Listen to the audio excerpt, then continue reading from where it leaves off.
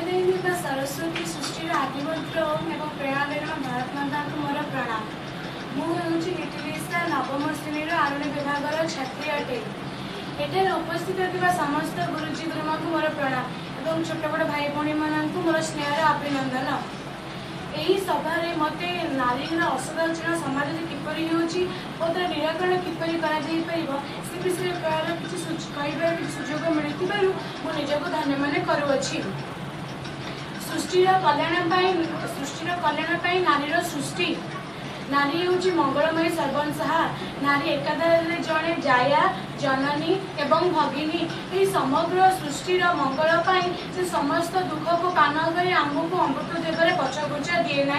संतान सुख ही तार एकांत काम्य। संतान सुख से परम ऐश्वर्य लाभ करें। यही दुख समाधे नारी ही बुआई दिए सुखर मंदाकिनी। नारीर एक श्रेष्ठ गुण है त्यागमयी।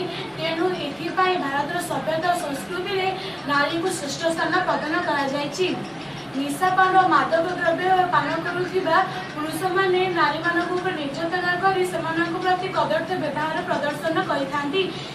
नारी निर्यातना पाई थाए। बहु पत्नी बह निर्यातनार अनेक मुख्य कारण अटे। ये नारी केवल निर्यातित अत्याचारित हुए ता नुहे ए सहित तार पारिवारिक जीवन में अशांति कालविपात कर रही है। केतेक क्षेत्र में निसंतान नारी मैंने पारिवारिक जीवन में बहु अशांति सम्मुखीन होती और निर्यातना लाभ करते। केतेक क्षेत्र में कन्यार पितामाता माने परिस्थिति पड़े धन लोभ निज कन्या को अपदार्थ स्वामी हाथ में विवाह कराई दिखती जहाँफल नारी सारा जीवन निर्यातना भोग करते और दुख कष्ट निज समय काटि थाए। आजिकल समाज रास्ताघाट छक बजार प्रति क्षेत्र और प्रति मुहूर्त नारी मान सहित निर्यातना अश्लीलता निर्यातना क्रमे वृद्धि पाइबारे लगी।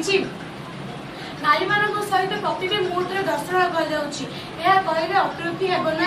दिन द्विपहर समय नारी मान दर्शन कर कहीं डरुना। अमानवीयता जो आज समाज नारी निर्यातनार द्रुततर वृद्धि पाइबारे लगी। विज्ञापन प्रणाली में नारी मान अश्लीलता और रुचिरहित छवि प्रदर्शन करने नारी जाति एक सम्मानहीन घटना अटे। सम्मानहीन नारी केवल नारी मानसिक स्तर में बहुत निर्यातना लाभ करें। आज समाज प्रति क्षेत्र में नारी उपर अत्याचार करपरिक शिशु जन्म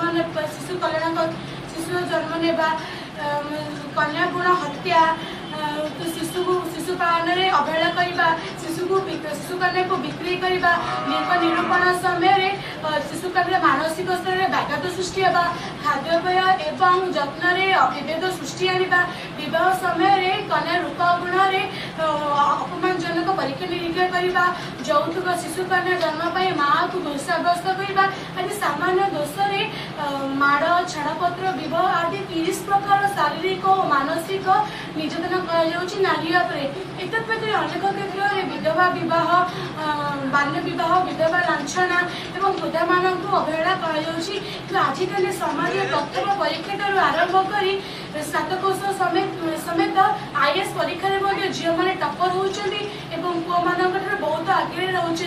कि घटना समाज किपर भाव में नारी मान निर्यातना करुते बुझा पड़ूना। तेणु ये समाज नारी निर्यातना को उत्पादन करने दरकार।